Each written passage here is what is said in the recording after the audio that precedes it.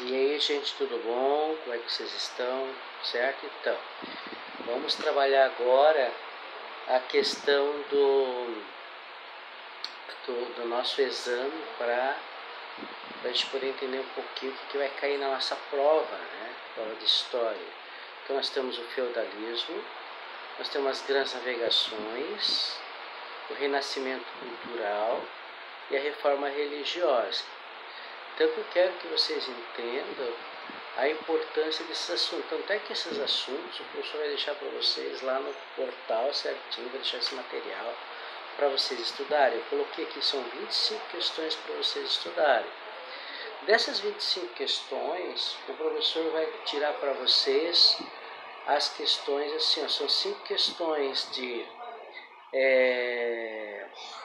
são 5 questões importantes que nós vamos ter, que vocês vão ter que escrever essas questões, são chamadas descritivas, e são 5 questões alternativas, tá ok? Então a importância de vocês entenderem o assunto, estudem, procurem. Todos esses assuntos estão lá na Poliedro também, mas eu quis fazer um resumão para vocês se orientar um pouquinho melhor. Tá ok? A questão 1, para vocês terem entendimento aqui, fala sobre essas grandes navegações, como deu as conquistas de Constantinopla. Então, eles inventaram os conhecimentos científicos e aperfeiçoamentos das técnicas de navegações. Então, nós estamos falando aqui sobre as grandes navegações, tá? Questão 2 já vai falar sobre a sociedade feudal, que era conhecida também. A sociedade ela tinha camada social e ela era estamental, tá ok? Havia uma medida e havia uma organização dentro desse estamento, né? Dessa sociedade feudal. Quase não existia mobilidade, ou seja, né? Quem nascia pobre era pobre e assim por diante. Agora, dentro dessa questão, também nós vamos ter essas 3 grandes camadas dentro da sociedade feudal. Né? Dentro do feudalismo, que era a nobreza, o clero, que era a igreja, e os servos, né? O povo que fazia praticamente todo o trabalho dentro do sistema ou dentro dos feudos. A quarta questão fala sobre a grande viagem de Vasco da Gama. E o Vasco da Gama, né, mais tarde foi homenageado, até mesmo foi descrito nos grandes poemas da obra portuguesa chamada Lusíadas, tá ok? Certo? A questão 5, lá no finalzinho já da Idade Média, nós vamos ter uma questão importante também, que esse povo, né, que buscava esses novos conhecimentos no norte da África, na Índia, certo? Buscava novos produtos, quais as características das expedições militares, né, que aconteciam nessas regiões. Eu vejo muito assim essas questões da importância dela numa expedição de caráter religioso até então, econômico e militar. Então havia toda uma estratégia para conseguir novas terras e novos objetivos, principalmente do enriquecimento das grandes navegações. Já no Renascimento, a questão 6 fala sobre a importância desse renascimento, como surgiu na Europa, né? E eu pergunto para vocês, um dos maiores pintores, dos maiores escultores, dos maiores artistas do renascimento cultural, não podemos deixar de falar de Leonardo da Vinci, ou de Leonardo da Vinci. E outra coisa importante, o que é antropocentrismo? Né? O que significa antropocentrismo? O antropocentrismo colocava o homem no centro de todas as coisas. Era aperfeiçoamento, era o estudo desse homem. Né? Antropocentrismo.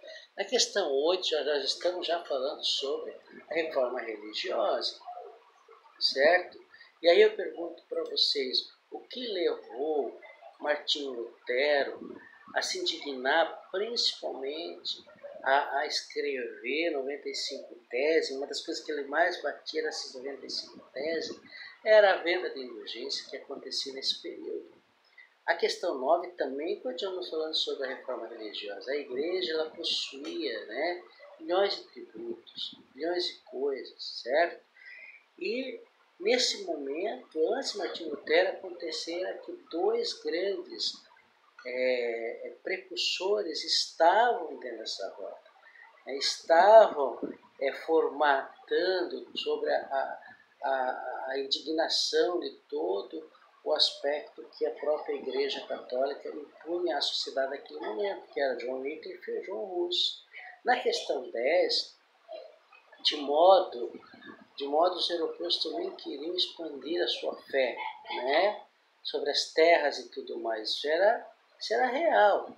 Agora, qual foi o país que começou tudo isso? Não podemos esquecer que foi Portugal. Voltando um pouquinho lá para a reforma religiosa, o grande fundador da igreja anglicana foi Henrique VIII. João Calvino foi um dos grandes protestantes, né, da igreja, protestou contra a igreja católica e tudo mais, e ele era a favor principalmente da prosperidade do indivíduo. Calvino tinha essa ideia da prosperidade do indivíduo, não da igreja somente. Tá? Questão 13. Quem contornou o famoso Cabo das Tormentas, mais tarde se chamaria Cabo da Boa Esperança, certo? Quem foi esse camarada? Né? E dentro dessas questões todas, nós tivemos a invenção de várias questões, né? O alemão Gutenberg, nesse momento, também estava. Então, havia nesse momento uma explosão de tecnologia. E Bartolomeu Dias, né, estava principalmente contornando, nesse momento, o Cabo da Boa Esperança, mas até então era o Cabo das Tormentas. A questão 14 fala sobre a burguesia. A palavra burguesia, né, a palavra burgo, significa o quê? Nascido fora do muro. Muro, que muro é esse? O muro do feudo, tá bom? Questão 15. A prática econômica do sistema feudal era baseada na troca-troca, ou seja, o produto a produto. Então, essa era a formação do sistema feudal. A invenção da grande máquina tipográfica, não podemos esquecer aqui, foi inventada pelo alemão Gutenberg. Tá bom? O alemão Gutenberg. Não podemos esquecer esse grande cidadão que traz todo esse conhecimento para nós. Tá bom, gente? A coisa importante é a gente entender que o Gutenberg, ele também vai fazer uma coisa importante, que é a primeira impressão da Bíblia para o alemão, tá? Foi um pedido do próprio Martinho Lutero, que foi a Paz de Augsburgo. A Paz de Augsburgo foi um tratado assinado por grande imperador Carlos V, do Sacro Império Romano, né? Que dá a possibilidade de cada líder, né, de cada estado escolher a sua religião, seja católica ou protestante. Olha que interessante. Foi um renascimento cultural, né? Foi um movimento artístico, né, cultural, certo? Foi se adaptando entre o feudalismo, o capitalismo, rompeu com a estrutura das trevas, certo? Foi esse movimento importante que nós tivemos em todo esse processo. A questão 19 diz assim: o que foi a Contra-Reforma? Então, a Contra-Reforma foi um movimento que foi a partir da ideia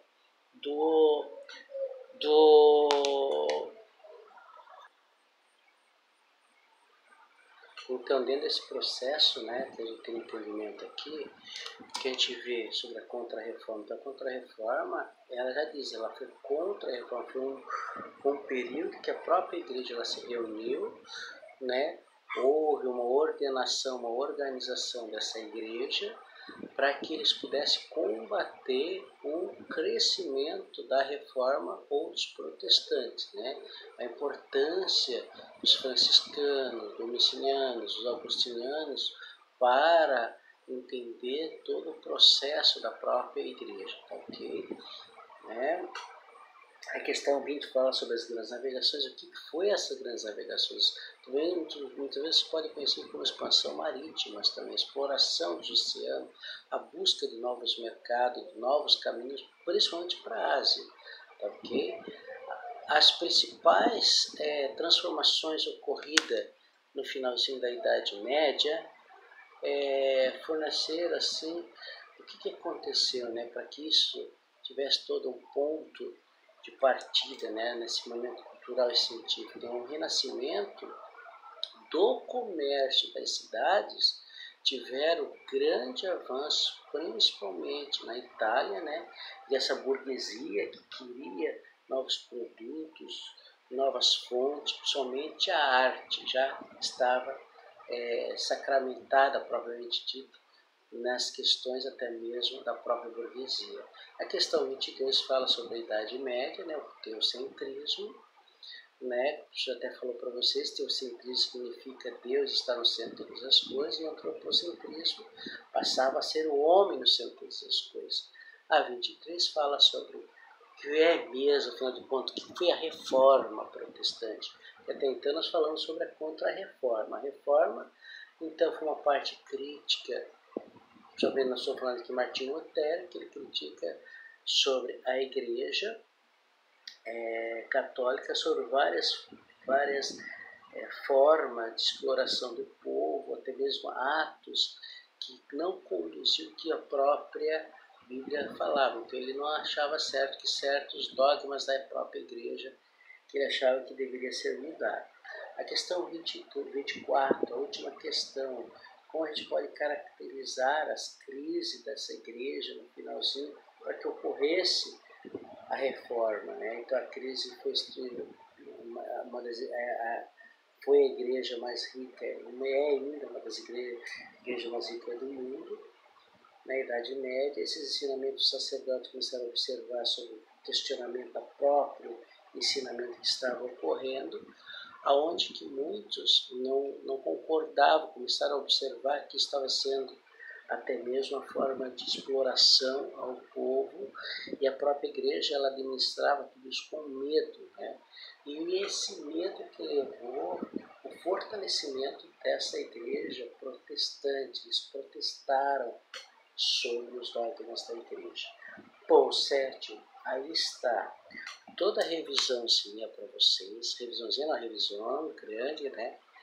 Para vocês estudarem para a prova de exame, estudem, não esqueça que o professor falou para vocês, que vocês têm que fazer um estudo legal para se dar bem na prova, tá bom? Abraço para vocês, até mais.